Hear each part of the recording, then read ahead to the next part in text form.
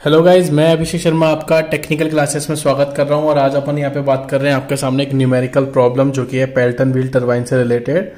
और इससे पहले भी मैं बहुत सारे डेरिवेशंस और न्यूमेरिकल आपके सामने अपलोड कर चुका हूं मेरी प्लेलिस्ट के अंदर। अगर आपने नहीं देखा तो फ्लूइड मैकेनिक्स के अंदर प्लेलिस्ट में जाके आप देख सकते हैं। तो चलिए इस न्यूमेरिकल को देख लेते हैं। यहाँ पे क्या है, आपका जो न्यूमेरिकल है वो आपका पेल्टन व्हील टरबाइन से रिलेटेड है।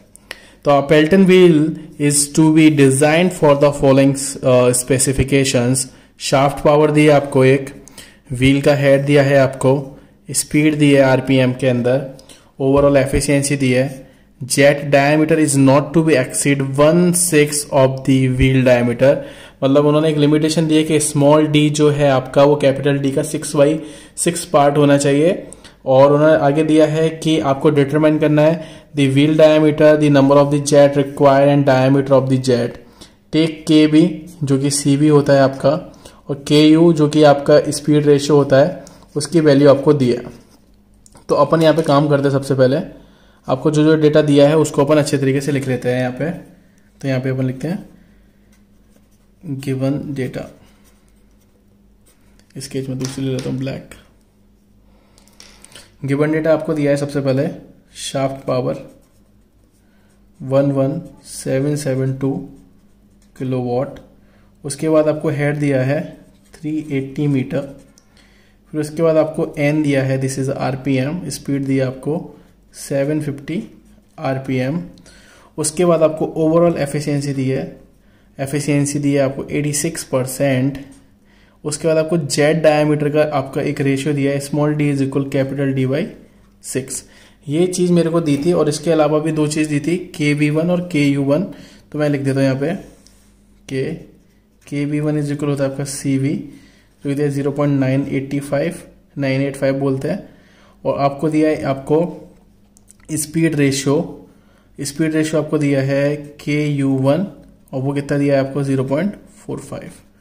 तो सबसे पहले आपके दिमाग में एक चीज आनी चाहिए, क्योंकि आपको देखो हेड भी दिया है, ग्रेविटी आपको पता है, सीवी की वैल्यू उन्होंने दिया, तो आप यहां से इनिशियल वेलोसिटी निकाल सकते हैं, फिर नोजल की वेलोसिटी निकाल सकते हैं। नोजल वेलोसिटी या inlet velocity of the nozzle कितनी होगी, v1 is equal C V under root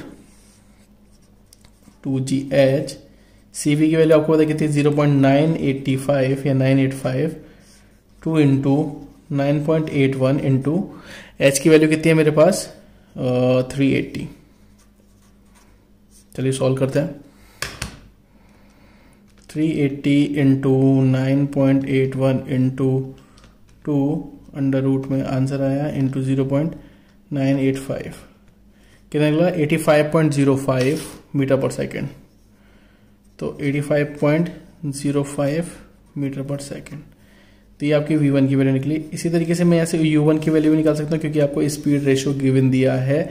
तो मैं ऐसे u1 की वैल्यू भी निकालूंगा। तो देख लीजिए, देन u1 इज इक्वल कितना हो जाएगा आपका, स्पीड रेशियो आपको गिवन दिया है, तो स्पीड रेशियो की value 0.45, same time 2 into 9.81 into 380। तो ये भी मैंने यहाँ से सॉल्व कर लिया। तो देख लीजिए, okay 2 into 9.81 into 380 under root में आंसर मल्टीप्लाई 0.45 38.85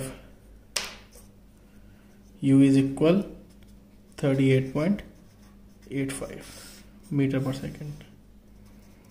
तो यहाँ से ये चीज़ आपको क्लियर हो गई होगी। और आपको एक और चीज़ पता होगा, मैंने आपको लास्ट टाइम बताया होगा कि अगर आपको कुछ भी नहीं दिया होता है क्वेश्चन के अंदर, तो आपको मानना होता है पेल्टन व्हील के अंदर कि u1 is equal to the u is equal to the u2 होता है।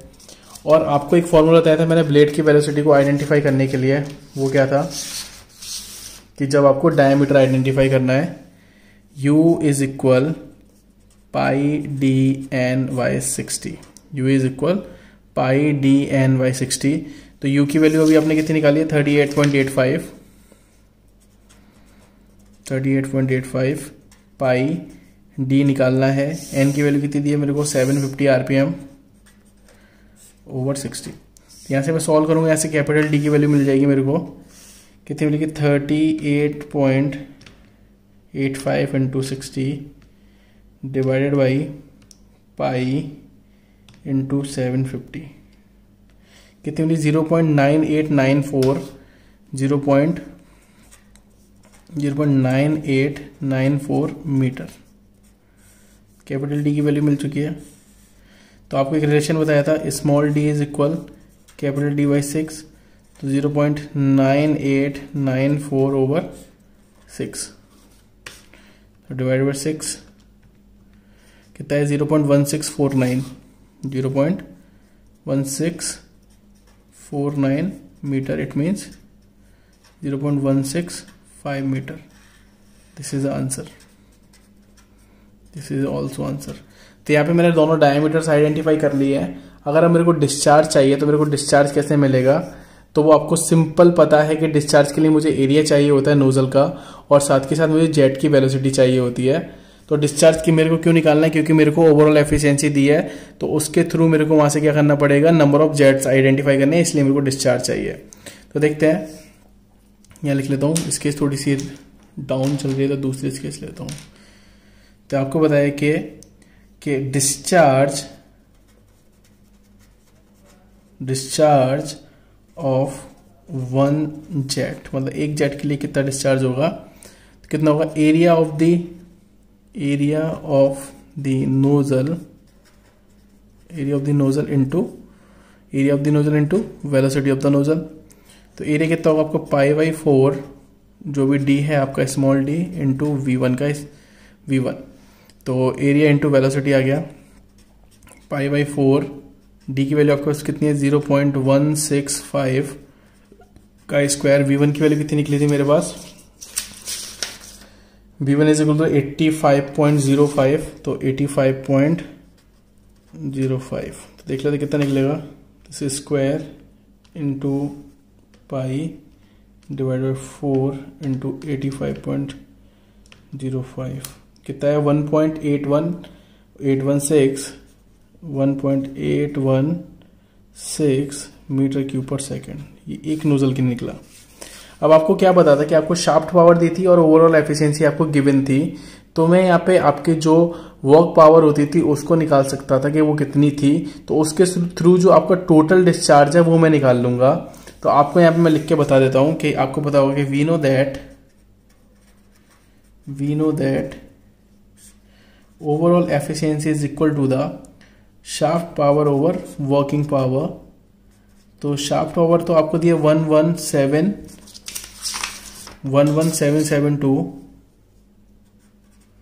ओवर, और इसको कैसे रिप्रेजेंट करते हैं, किलोवाट में निकालते हैं, रो जी क्यू एच ओवर 1000 तो ओवर 1000 तो ऊपर मल्टीप्लाई कर दूंगा 1000 का, तो ओवर 1000 इसकी वैल्यू दी है। तो मैं इन सारी वैल्यूज को पुट कर रहा हूं यहाँ पे, मैं इसके पीछे कर लेता हूँ।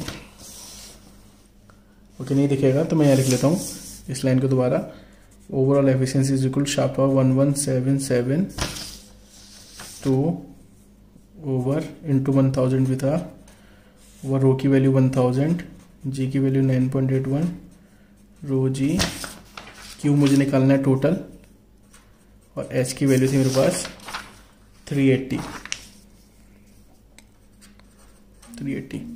यहाँ पे मैंने वैल्यू पुट कर रहा हूँ सारी, और मेरे को ओवरऑल एफिशिएंसी भी पता थी कितनी थी, आपके सामने overall efficiency 86%।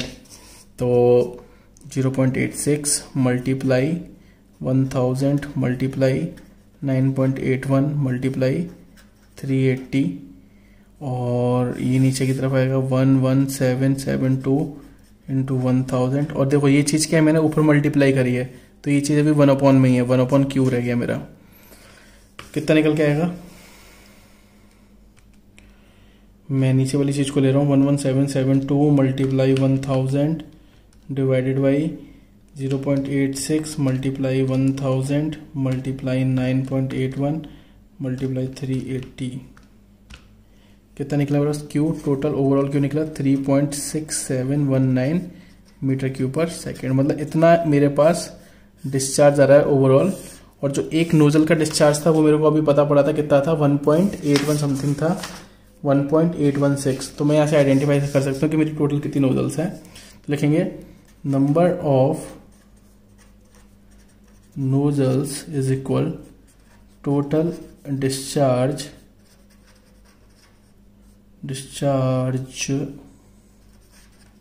Over single nozzle discharge.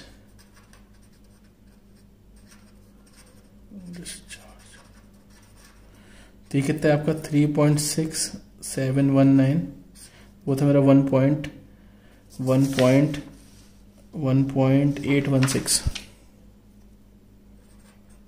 तो डिवाइड दे देते हैं, तो लगभग कितना है आपके 2.02 समथिंग। तो आपकी नोजल्स कितनी हो गई ओवरऑल नोजल्स? 2 nozzles, 2 nozzle.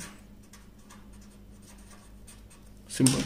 तो अगर गाइज आपको प्रॉब्लम अच्छी लगी है तो प्लीज़ लाइक ज़रूर कीजिएगा, शेयर ज़रूर कीजिएगा और अपने फ्रेंड्स को बोलिएगा कि यहाँ पे आपको सारी वीडियोस मिल जाएंगी फ्लूइड मैकेनिक्स से रिलेटेड। तो प्लीज़ उनको शेयर कीजिएगा link. Thank you for watching guys, thank you.